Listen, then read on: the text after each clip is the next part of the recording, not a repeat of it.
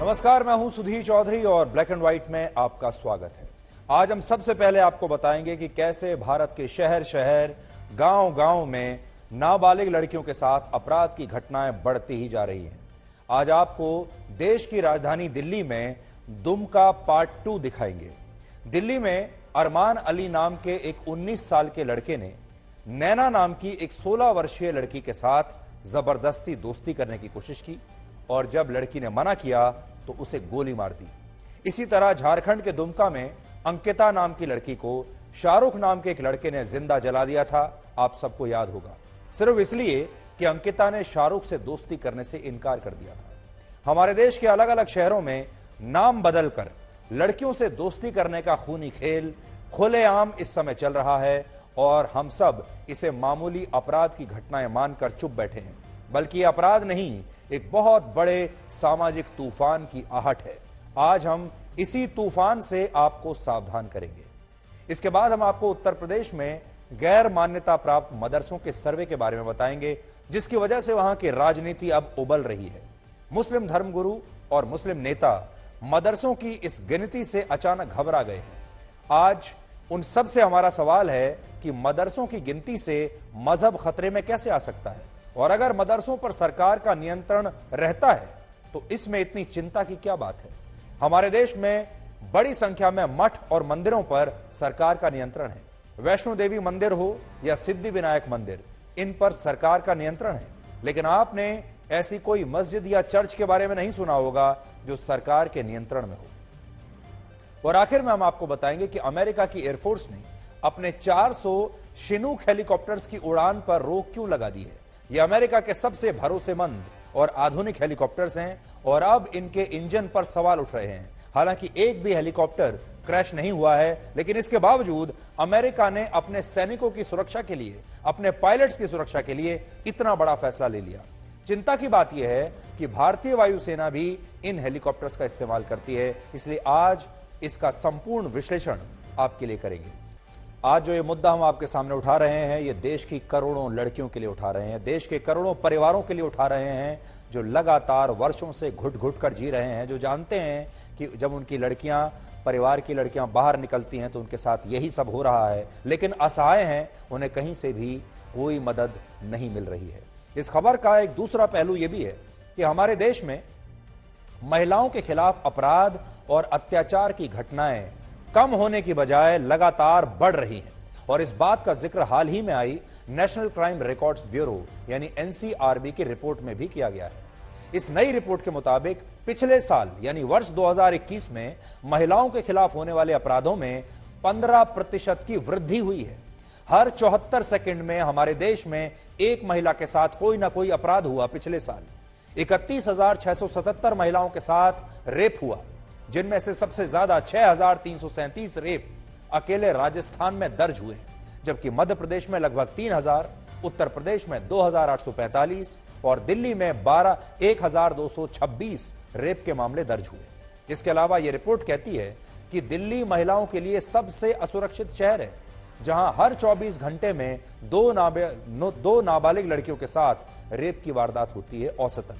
बड़ी बात यह है कि महिलाओं के खिलाफ जो अपराध होते हैं उनमें ज्यादातर आरोपी उनकी जान पहचान वाले ही होते हैं। 2021 में रेप की जितनी भी वारदात हुई उनमें 97% मामलों में आरोपी पीड़ित लड़की के परिवार का कोई ना कोई सदस्य, उनका पड़ोसी, उसका दोस्त या कोई जान पहचान वाला रिश्तेदार था। इससे आप समझ सकते हैं कि भारत का समाज किस कदर खतरनाक होता जा रहा है, किस कदर चरमरा रहा है, क्योंकि अब हमारे ही समाज में, हमारे देश में अब हमारी लड़कियां सुरक्षित नहीं हैं।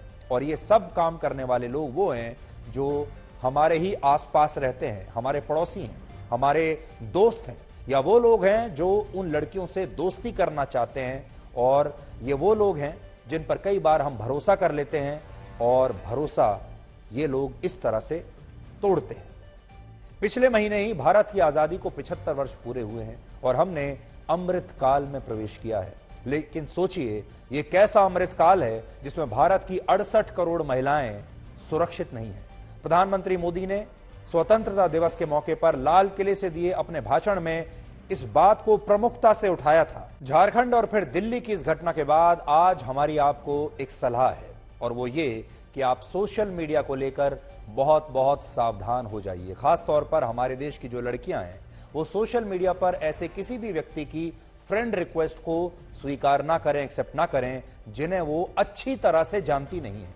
क्योंकि दिल्ली के इस मामले की तरह बहुत सारे लड़के अब हमारे देश में ऐसे हैं जो नाम बदलकर हमारे देश की नाबालिग लड़कियों को अपना निशाना बनाते हैं, उनसे जान पहचान करते हैं, दोस्ती करते हैं। इसलिए इससे बचने का एक ही उपाय है, और वो है आपकी सावधानी और आपकी जागरूकता।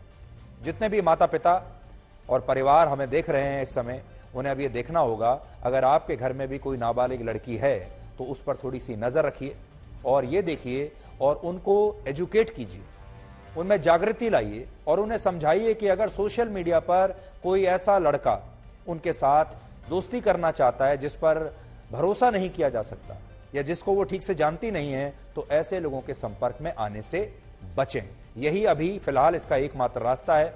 दूसरा रास्ता इसका यह है कि जब भी इस तरह की कोई घटना होती है तो आपको चुप नहीं बैठना है, ना तो लड़कियों को चुप बैठना है और ना ही उनके परिवारों को चुप बैठना है। समाज को चुप नहीं बैठना है, आपको यह मामला पुलिस तक लेकर जाना है और समाज के स्तर पर भी इस मामले को उठाना चाहिए। आपको हैरानी होगी ये जानकर कि हमारे देश में 14 साल से कम उम्र की 35 करोड़ से ज्यादा नाबालिग लड़कियां हैं। इस संख्या पर फिर से एक बार सुन लीजिए, 14 वर्ष से कम उम्र की हमारे देश में 35 करोड़ से ज्यादा नाबालिग लड़कियां हैं। और आज हम ये खबर, ये विश्लेषण उन 35 करोड़ नाबालिग लड़कियों के लिए कर रहे हैं, उन 35 करोड़ नाबालिग लड़कियों के माता पिता और उनके परिवारों के लिए कर रहे हैं। क्योंकि अगर इस तरह के अपराधों को रोका नहीं गया तो फिर ये एक बहुत बड़ा तूफान बनकर हमारे देश के समाज को बर्बाद कर देगा। और बड़ी बात यह है कि इस अमृत काल में भारत कभी भी सुपर पावर नहीं बन पाएगा अगर हमारे देश की अपनी महिलाएं और हमारे देश की लड़कियां बाहर निकलने के बाद सुरक्षित नहीं रहेंगी। तो अब हम आपको उत्तर प्रदेश में गैर मान्यता प्राप्त मदरसों के सर्वे के बारे में बताएंगे। आपने देखा होगा सर्वे हमारे देश में क्या पूरी दुनिया में सर्वे होते रहते हैं। किसी भी चीज के बारे में अगर आप और बेहतर तरीके से जानना चाहते हैं या सरकारें किसी चीज के बारे में, किसी विषय के बारे में जानना चाहती हैं तो वो उस विषय का सर्वे करवाती हैं। सर्वे करवाने में कोई किसी को दिक्कत नहीं होनी चाहिए। और ये जो सर्वे वहां हो रहा है उत्तर प्रदेश में, मदरसों का सर्वे हो रहा है, जिससे वहां की राजनीति अब उबल रही है। उत्तर प्रदेश के मुख्यमंत्री योगी आदित्यनाथ ने यूपी के सभी गैर मान्यता प्राप्त मदरसों का एक सर्वे कराने का फैसला किया है, जिसका सीधा सा मतलब यह है कि अब इन मदरसों को सरकार की निगरानी के दायरे में लाया जाएगा। अब निगरानी के दायरे में तो तब लाया जाएगा जब सरकार को पता होगा कि कितने मदरसे हैं और वो कहां चल रहे हैं। उत्तर प्रदेश की सरकार ने यह सर्वे कराने का फैसला किया और इसकी जिम्मेदारी सभी जिलों के डीएम यानी डिस्ट्रिक्ट मजिस्ट्रेट्स को सौंपी गई है। ये सभी डिस्ट्रिक्ट मजिस्ट्रेट्स 10 सितंबर तक इस सर्वे के लिए टीम बनाएंगे और ये टीम जो रिपोर्ट्स तैयार करेंगी उस रिपोर्ट को 25 अक्टूबर तक राज्य सरकार को भेजना होगा। फिलहाल उत्तर प्रदेश में मान्यता प्राप्त मदरसों की संख्या 16,513 है और 40,000 मदरसे लगभग ऐसे हैं जो गैर मान्यता प्राप्त हैं और सिर्फ 560 मदरसे ऐसे हैं जिन्हें राज्य सरकार पूरी आर्थिक सहायता देती है। यानी ये जो 560 मदरसे हैं ये अकेले वो हैं जो सरकार के फंड से चलते हैं। यानी उत्तर प्रदेश की सरकार मदरसों के लिए फंड भी देती है, लेकिन उन्हीं को फंड देती है जो पूर्णतः मान्यता प्राप्त है। 16,000 मदरसे सरकार के फंड और दूसरी संस्थाओं से मिलने वाले चंदे से चलते हैं। यानी 16,500 जो हैं मदरसे ये वो हैं जो मान्यता प्राप्त मदरसे हैं जिन्हें सरकार से भी फंडिंग मिलती है और बाकी संस्थाओं से भी फंडिंग मिलती है। और इन हेलीकॉप्टर्स को अब तक अमेरिका की वायुसेना की एक बहुत बड़ी ताकत के रूप में देखा जाता है। लेकिन पिछले कुछ समय में ऐसी कई घटनाएं हुई जिनमें फ्यूल लीक होने की वजह से, इसका ईंधन लीक होने की वजह से इस सीरीज के हेलीकॉप्टर्स के इंजन्स में आग लगने लगी और एक दो बार बड़ी दुर्घटनाएं होते होते बची। एक रिपोर्ट के मुताबिक दुनिया के 45 से ज्यादा देश एक जमाने में अमेरिका से इस हेलीकॉप्टर को खरीदना चाहते थे क्योंकि ये दुनिया का सर्वश्रेष्ठ हेलीकॉप्टर था। लेकिन अमेरिका ने केवल चुनिंदा देशों के साथ ही इस हेलीकॉप्टर को बेचने के लिए रक्षा समझौता किया। आप जानते हैं अमेरिका बहुत सारे हथियार और फाइटर जेट्स ऐसे हैं जो अमेरिका अपने सिर्फ मित्र देशों को ही बेचता है। आज America, Britain, Canada, Australia, Taiwan, Greece, Indonesia, Italy, Japan और दक्षिण कोरिया जैसे कुल 19 देशों की वायुसेना के बेड़ों में ये शिनूक हेलीकॉप्टर्स शामिल हैं। अगले विश्लेषण से पहले हम आपको 1975 में आई मशहूर फिल्म दीवार का एक डायलॉग याद दिलाना चाहते हैं, जिसमें नायक कहता है, उफ तुम्हारे उसूल, तुम्हारे आदर्श, तुम्हारे सारे उसूलों को गूंद कर एक वक्त की रोटी नहीं बनाई जा सकती।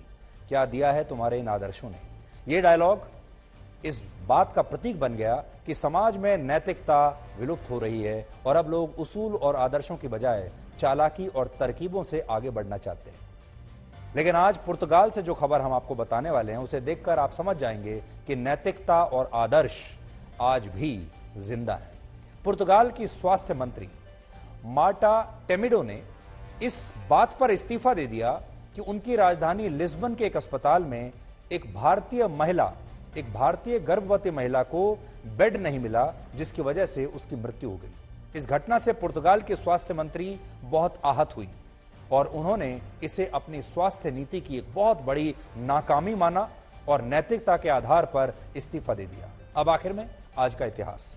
आज ही के दिन वर्ष 1933 में हिंदी के मशहूर कवि दुष्यंत कुमार का जन्म हुआ था। दुष्यंत कुमार को अपनी गजलों के लिए खासतौर पर याद किया जाता है और उनके गजल संग्रह, जिसका नाम है साए में धूप, उसे हिंदी की क्लासिक रचनाओं में गिना जाता है। उनका निधन सिर्फ 42 वर्ष की उम्र में हुआ था, लेकिन हिंदी और उर्दू साहित्य में उनका योगदान अनमोल है।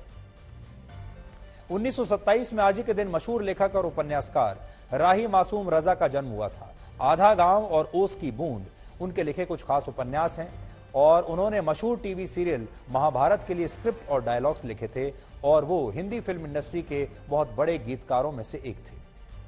आखिर में आपके लिए दुष्यंत कुमार की कुछ शानदार पंक्तियां। उन्होंने लिखा था, सिर्फ हंगामा खड़ा करना मेरा मकसद नहीं, मेरी कोशिश है कि ये सूरत बदलनी चाहिए।